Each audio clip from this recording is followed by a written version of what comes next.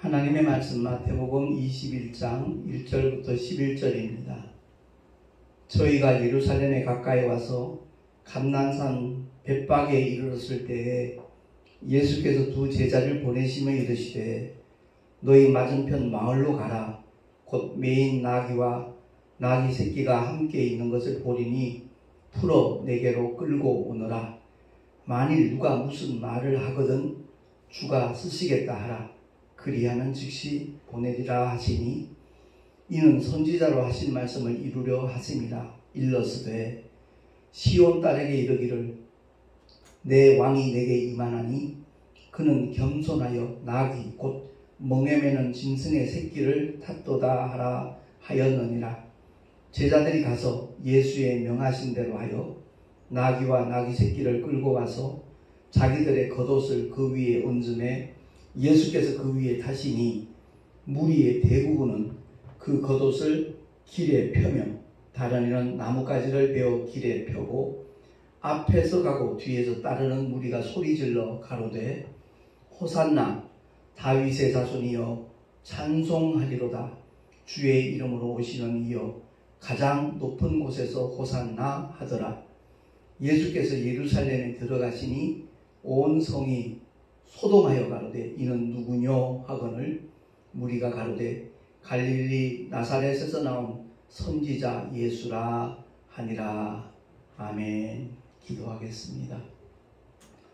하나님 아버지, 오늘도 주 앞에 나와 경배와 찬양을 드리며 하나님의 진리의 말씀에 귀를 기울여 들을 수 있는 복된 시간 주심을 감사합니다.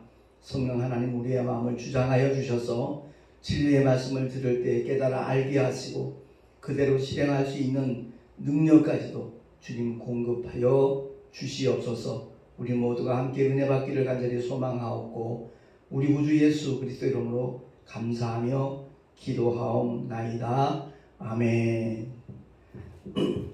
완연한 봄입니다. 벚꽃이 만개했고 참 화창한 날인데 오늘 본문에 평강의 왕으로 오신 우리 주님 예수님은 새끼 나귀를 타고 예루살렘으로 들어가셨습니다.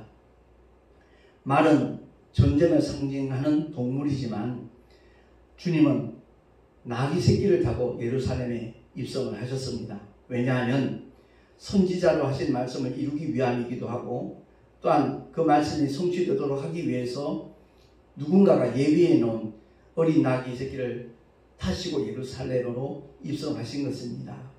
그때 군중들은 대대적으로 환호를 하였습니다. 겉옷을 길 위에 깔고 종려나무가지를 베어서 길에 펴고 소리 지르면서 호산나 찬송하려다 하며 하나님께 영광을 돌렸습니다. 오늘 아침 뉴스 잠깐 보니까 우크라이나의 사태, 그야말로 그 참혹한 광경들이 이렇게 보도가 되고 있는데 러시아군이 이제 철군하고 난 다음에 확인된 상황들이거든요. 그런데 러시아에서는 그것을 갖다가 조작된 것이라고 연출한 것이라고 그렇게 주장을 하고 있다는 그 뉴스를 보면서 경악을 금하기가 힘들었습니다. 그렇습니다.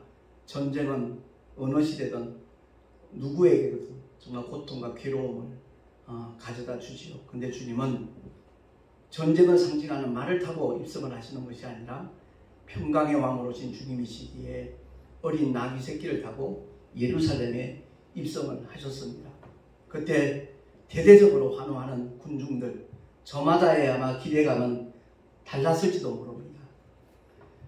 오병이의 이적을 경험한 사람들은 예루살렘에 입성하시는 주님이 정말 이제 유대인의 왕으로 등극을 하시면 먹고 사는 문제는 해결이 되겠다, 그런 기대감을 가졌을 수도 있을 것이고, 눈먼 자가 보게 되고 그리고 귀머거리가 듣게 되고 문둥병이 깨끗하게 되고 각색 질병들이 깨끗하게 치료받는 그러한 하나님의 은혜와 능력을 경험한 사람들은 저마다 또 자기 나름대로의 소망을, 기대감을 가지고서 그렇게 환호했는지도 모릅니다.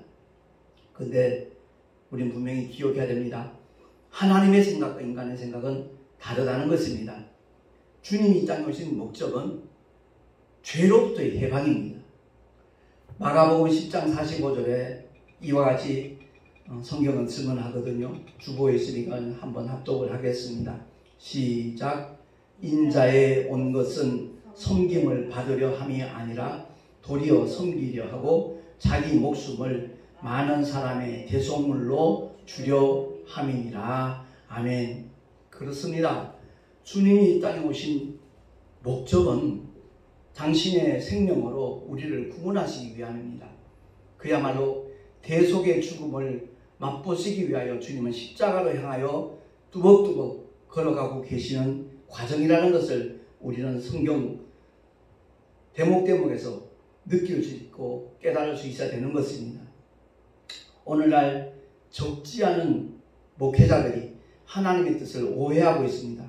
그 하나님이 원하시는 삶의 자리가 어떤 것인지 잘못 알고 전혀 엉뚱한 방향으로 치닫고 있는 그런 목회자들도 적지 않습니다. 한마디로 말하면 오직 목회 성공을 꿈꾸는 그런 사람들을 가리키는 얘기입니다. 묵묵히 주님을 등에 태우고 걸어갔던 나귀처럼 겸손해야 되는데 군중들이 환호하니까 기고만장해서 만약 그 나귀가 앞다리를 번쩍 들고 날뛰었다면 주님은 낙마를 하셨을 겁니다. 오늘날 그와 같은 현상들이 여기저기서 사실 일어나고 있거든요. 주님은 자기 목숨을 많은 사람의 대속물로 주시기 위해서 섬기기 위하여 오셨건만, 그리고 예수님께서 친히 행하신 세족식 아시잖아요. 제자들의 발을 친히 주님이 씻겨주신 그런 사건이 복음서에 기록이 되어져 있는데, 오늘날 그것이 하나의 어떤 프로그램, 행사 일적으로 이렇게 사용하는, 이용하는 그런 경우도 없잖아 있습니다. 물론 그 과정 속에서 진실로 주님의 섬김의 자세를 배우는 그러한 효과도 있겠지만, 많은 사람들이 그것을 하나의 어떤 프로그램으로 인간들에게 어떤 감동을 주고자 하는 그런 목적으로 그 세족식을 하는 경우도 없잖아 있다는 것을 우리는 분명히 잘 알고 있습니다. 우리는 오늘 말씀을 통해서 정말 아버지의 뜻이 무엇인가, 독생자 예수를 통해서 우리에게 정말 바로 알게 하기를 원하고 깨닫게 하기를 원하고 누리기를 원하는 그 은혜의 삶이 어떤 것인가를 우리는 바로 인지할 수 있어야 되겠고요. 뿐만 아니라 하나님의 은혜를 받은 사람들이 어떤 길을 걸어가야 될 것인가, 어떤 방향으로 나아가야 될 것인가, 그것까지도 올바로 깨닫는다라면 이 종료주일에 그야말로 주님의 말씀은 우리에게 많은 선한 결과를 가져다 줄 줄로 믿습니다. 구약의 사건 가운데 사무엘이 그 사울 임금에게 그야말로 경고했던 메시지, 사무엘상 15장 22절입니다. 우리 한 목소리로 합독을 하겠습니다. 시작. 사무엘이 가로되 여호와께서 번제와 다른 제사를 그 목소리에 순종하는 것을 좋아하신 같이 좋아하시겠나이까? 순종이 제사보다 낫고 듣는 것이 수양의 기름보다 나으니 이는 거역하는 것은 사술의 죄와 같고 완고한 것은 사신 우상에게 절하는 것과 같으니라. 아멘. 그렇습니다. 아말렉과의 전쟁에서 생명 있는 모든 것들을 진멸하기를 하나님은 분명히 원하셨고 그렇게 명령을 하셨지만, 사울 임금은 기름진 것, 살찐 것들, 튼튼하고 좋아 보이는 것들, 그 우양들을 죽이지 아니하고 노획물로 이렇게 돌아오는 그 모습 속에서 사무엘 선지자가 사울 임금에게 책망하는 하나님의 메시지를 그렇게 선언하고 있는 겁니다. 어떤 사람이 복이 있는 사람입니까? 목회자들 가운데 어떤 분이 정말 복 있는 사람일까요? 성도들이 많이 늘어나고 교회를 크게 짓고 자기 명성을 떨칠 수 있는 그런 것들이 정말 복이라고 생각하나요? 결코 아니라는 거죠. 주님은 묵묵히 오직 고난의 길을 걸어가셨습니다. 마가복음에서는 고난받는 종으로 그 그리스도를 이렇게 조명하고 있는 것을 우리가 보게 되지 않습니까? 끝까지 하나님의 뜻대로 하나님의 말씀을 따라 걸어가는 사람이 가장 복 있는 사람인 줄로 믿습니다. 모든 사람들로 하여금 화평케 하는, 그 화목케 하는 직책을 우리 주님이 맡기셨다라고 사도 바울을 통하여 전언하고 있지 않습니까? 그렇습니다. 우리 모두가 다 주님이 기뻐하시는 일은 무엇인가? 화평케 하는 거라는 거죠. 하나님과 불목되었던 죄인 된 자리에 머물러 있는 우리를 긍휼히 여기셔서 화목제물로 하나님의 독생자 예수 그리스도를 바로 이 십자가로 보내시는 겁니다. 이번 주간이 고난 주간이잖아요. 주님이 고난의 발걸음을 한 걸음 한 걸음 묵묵히 걸어가는 한 주간인데, 한국교회 성도들 가운데는 그 고난에 동참하는 일을 잘못 오해하고 있는 분들도 없잖아요. 있어요. 마치 중세 개톨릭처럼 금식하면서 그냥 그 고통을 느껴가면서 한 주간을 지내는 것이 마치 주님의 고난에 동참하는 것으로 오해하고 있는 분 적지 않습니다. 아니요. 주님은 그것을 원하시는 것이 아닙니다. 정말 하나님의 놀라운 사랑과 은혜에 그야말로 표적과 같은 바로 십자가의 복음을 묵묵히 때를 얻든지 못 얻든지 만나는 모든 사람들 전할 때 여러 가지 반응이 있을 수 있습니다. 그 전도하는 과정 속에서 어려움을 겪을 수도 있고 조롱받을 수도 있고 비웃음거리가 될 수도 있고 때로는 핍박을 받을 수도 있습니다. 바로 하나님께서 맡겨주신 사명을 감당하는 과정 속에서 겪게 되는 그 고난, 그것이 주님이 기뻐하시는 고난의 현장이지 어떤 인위적으로 중세 개톨릭의 그 신부들처럼 수녀들처럼 자기 종아리에 회초리를 가하면서 고통스러워하면서 그것이 마치 주님의 고난에 동참하는 것이냐, 아니면 그 성전의 계단을 무릎으로 기어 올라가면서 그것이 마치 그리스도 예수의 고난에 참여하는 것이냐 오해하는 그런 일들이 우리 기독교에서 재현되어서는 안 된다는 것입니다. 솔직한 얘기가 아침 금식으로 30일 작정했다 그런 분들 있잖아요.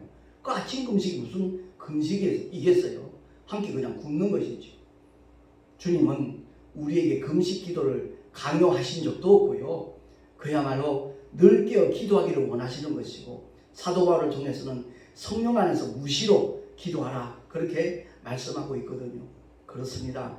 이번 한 주간 내가 사랑하고 내가 아끼는 이웃들에게, 가족들에게, 친지나 친구들에게 복음을 정말 아름답게 전할 수 있는 그런 지혜를 하나님 앞에 구하고, 남다른 어떤 특별한 어떤 이벤트를 통해서라도 그들 심령 속에 예수 그리스도의 이름이 각인될 수 있도록, 그들이 자신의 왕으로, 자신의 하나님으로, 자신의 구주로 영접할 수 있도록 하는 일에 정말 최선을 다하는 한 주간이 된다면 그 사람이 바로 주님의 고난에 동참하는 사람인 줄로 믿습니다. 마가복음 8장 34절 35절을 통해서 주님은 분명하게 우리에게 그 길을 제시해 주고 있거든요. 어떤 길이요?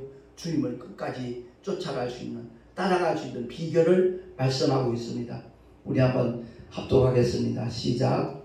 아무든지 나를 따라오려거든 자기를 부인하고 자기 십자가를 지고 나를 좇을 것이니라.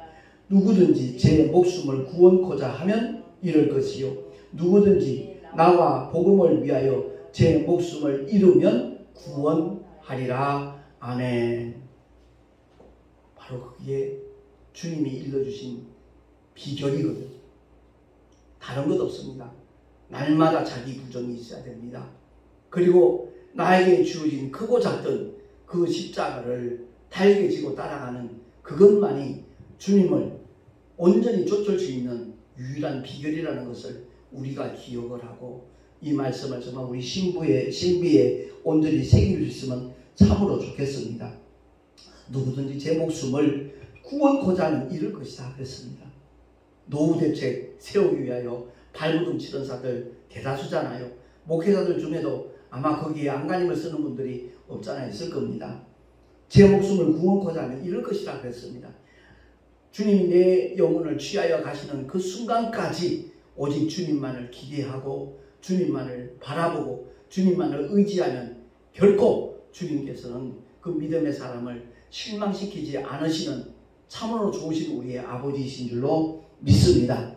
누구든지 나와 복음을 위하여 제 목숨을 잃으면 구원하리라. 이 말씀을 정말 우리는 다시 한번 되새겨 봤으면 좋겠어요.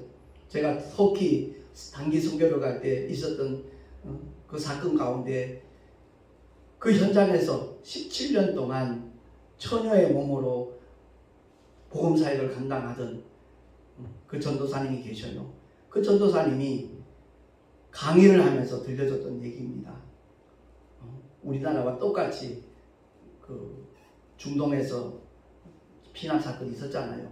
같은 해입니다. 같은 연도에 독일인 선교사님과 그 현장에 터키 목사님과 성도 한 사람이 참수를 당했거든요. 그 참수를 당할 때 그 현장의 모습을 강의하면서 소개를 하는데 정말 눈물을 금할 수가 없었지요.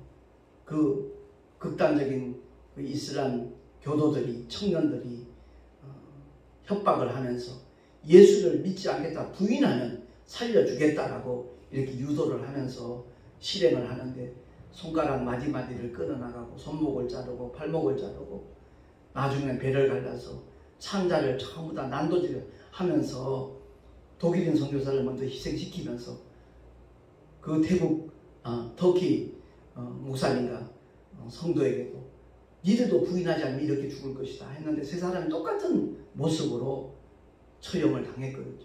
그게 정말로 순교가 아니겠는가 이런 마음을 갖게 되었습니다. 그들이 이 세상에서는 가장 비참하고 처참한 모습으로 떠났는지 모르지만 하늘 보좌에서는 잔치가 벌어졌을 겁니다. 주님이 스데반 집사의 영혼을 맞이하듯이 그들의 영혼을 정말 보좌에서 벌떡 일어나서 그들의 영혼을 영접하지 않았겠는가 저는 그렇게 확신을 합니다. 그리고 우리가 성경을 통해서 꼭 기억해야 될 것은 사람의 생각과 하나님의 생각은 다르다 그랬잖아요. 계시록에 보면 소아시아 7교회가 소개되고 있는데 그 두 교회가 칭찬을 받았잖아요. 대다수 사람들은 아주 규모가 크고 엄청난 큰 교회로 상상들을 할 겁니다. 그러나 성경을 보면 서머나 교회도 그렇고 빌라델피아 교회도 그렇고 그렇지 않다는 거죠. 적은 능력으로도 정말 하나님의 이름을 배반치 않냐고 믿음을 지켰던 서머나 교회와 빌라델피아 교회를 주님이 칭찬하셨습니다. 교회의 규모가 보잘것없다 할지라도 아버지의 뜻대로 정말 순종하면서 복음을 전하는 주의 종들이라면 그들이 바로 주님 앞에 칭찬받는, 다른 말로 바꾸고 말하면 끝까지 주님을 쫓아가는 믿음의 종들이 아니겠는가 저는 개인적으로 그렇게 확신하고 있습니다. 오늘 예루살렘에 입성하시는 주님의 모습을 통해서 과연 나는 겸손한 사람인가? 주님이 겸손하셔서 나귀 새끼를 타고 입성하셨다라고 성경은 분명하게 우리에게 증언하고 있지 않습니까?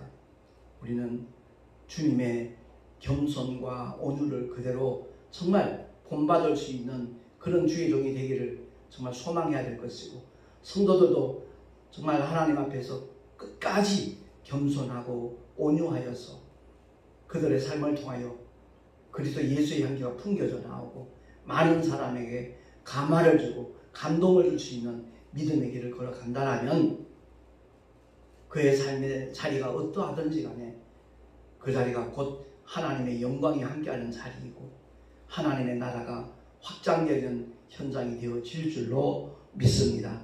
분명히 주의 이름을 높이는, 주의 이름을 의지하는, 그리고 주의 이름을 자랑하며 전하는 하나님의 사람들이 날로 많아질 수 있기를 간절히 소망하면서 오늘 말씀을 통하여 우리 모두가 다 그 대열에 동참하고 앞장설 수 있는 하나님의 사람들이 될 수 있기를 예수 이름으로 축원합니다. 내 마음 보좌에 여전히 내가 앉아 있는지 아니면 그 왕좌에 주님이 좌정하고 계신지 우리 날마다의 삶을 돌아보면서 제가 어저께 어느 믿음의 사람하고 이렇게 대화를 하면서 그런 얘기를 했어요. 그분이 고민하는 문제가 딴 게 아니에요. 은밀한 죄까지도 정말 깨끗하게 사함을 받고 주님 앞에 섰을 때 인정받을 수 있는 믿음의 길을 걸어가기를 소망하는데 그 비결이 무엇인가? 선한목자교회 그 유기성 목사님 같은 경우에는 주님을 바라본다고, 주님을 바라보기만 하면 그 어떤 죄의 유혹도 물리칠 수 있고 이길 수 있다라고 그렇게 고백을 하고 있는데 어떻게 하는 것이 정말 비결인지 모르겠다는 고민을 하더라고요. 그래서 제가 그런 답변을 했어요.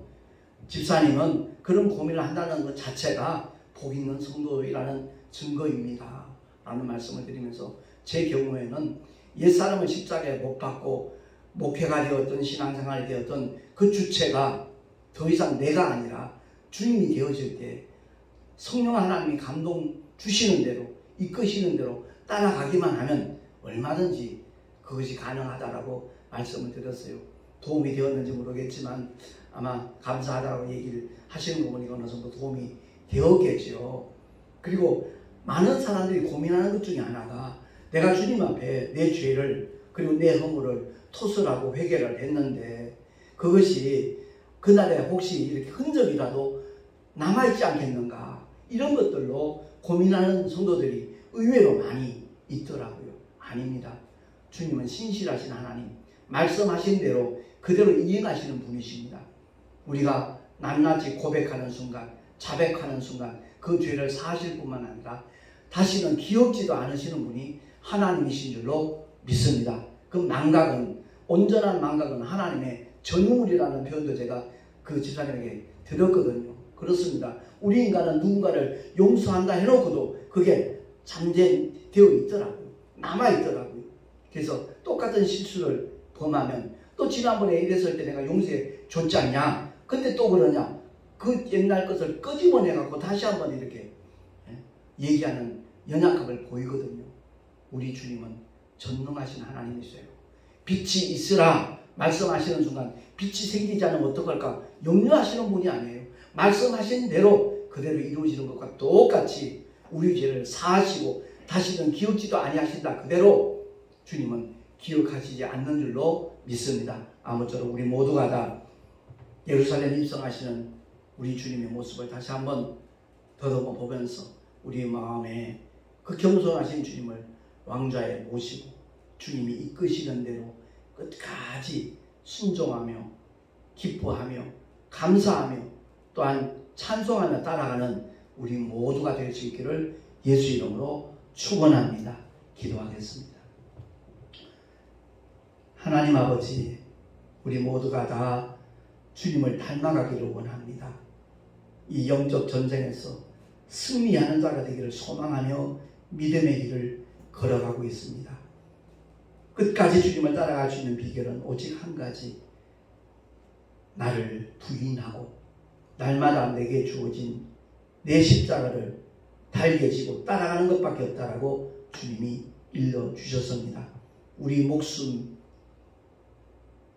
연연하지 아니하도록 붙잡아 주시고 복음을 위하여 기꺼이 내어 놓을 수 있는 그 능력까지도 주님이 우리에게 성령께서 친히 역사하심으로 허락하여 주시옵소서. 우리 구주 예수 그리스도 이름으로 감사하며 기도하옵나이다. 아멘. 교회 소식 주보를 참고하시기 바랍니다. 오늘은 종려주일이고 이번 주간은 주님의 고난주간입니다. 그리고 다음 주일은 부활의 첫날 맺으신 사망 권세 깨뜨리시고 부활하신 우리 주님의 부활주일입니다. 위에서 기도로 준비하시면 좋겠고요. 가까이 있는 분들에게 계란을 이렇게 숙성해서 이렇게 부활주일 계란을 나눠줄 계획을 갖고 있습니다. 수고하는 손길 위에 하나님의 은혜가 임하기를 함께 기도해 주시기를 바라고요. 내일 모레 우리 동서노회 봄 정기노회가 있습니다. 이번에 새로운 또 임원을 선출하는 그러한 노회이기 때문에 함께 위해서 기도해 주시면 참으로 감사하겠습니다. 그리고 4월 1일 날 알콩달콩 CCM 98에 제가 출연을 했었는데 조회수가 꽤 많이 이렇게 늘어나고 있더라고요. 함께 보시면서 그 전도에 관련 어떤 도전을 받았으면 참 좋겠다라는 생각이 듭니다. 드린 예물 위해서 잠시 기도하고 축도로 예배를 마치도록 하겠습니다. 하나님 아버지 은혜를 감사합니다. 주님을 예배하며 11조와 헌물들을 드렸습니다. 주님을 향한 고백입니다. 또한 믿음의 결단입니다. 주님 기쁘시게 흠양하여 주시고 예물이 쓰여지는 곳곳마다 주의 영광이 나타나게 하여 주시옵소서. 드린 손길들마다 복되게 하시고 하늘의 상급으로 쌓여지게 하시고 삶의 터전에서 또한 직장이나 일터에서 하나님께서 함께 하시는 축복의 역사가 온전히 경험되게 하여 주시옵소서. 우리 구주 예수 그리스도의 이름으로 감사하며 간절히 축복하며 기도하옵나이다. 아멘. 이제는 우리 구주 예수 그리스도의 크신 은혜와 하나님 아버지의 놀라우신 만극하신 사랑하심과 보혜사 성령 하나님의 내주교통 인도하심과 축복하심이 종려주의를 맞이하여 예루살렘 성에 입성하신 주님을 정말 죽도록 내가 찬양하며 호산나 하나님 앞에 영광 돌리며 살아가리라 결단한 하나님의 사람들 머리 위에 그 가정과 자녀들과 또한 경영하는 모든 일들과 일터 위에 삶의 자리 위에 뿐만 아니라 주께서 비록 앞두고 세우신 주님의 모든 교회들 위에 지금으로부터 영원토록 함께 있을지어다. 아멘.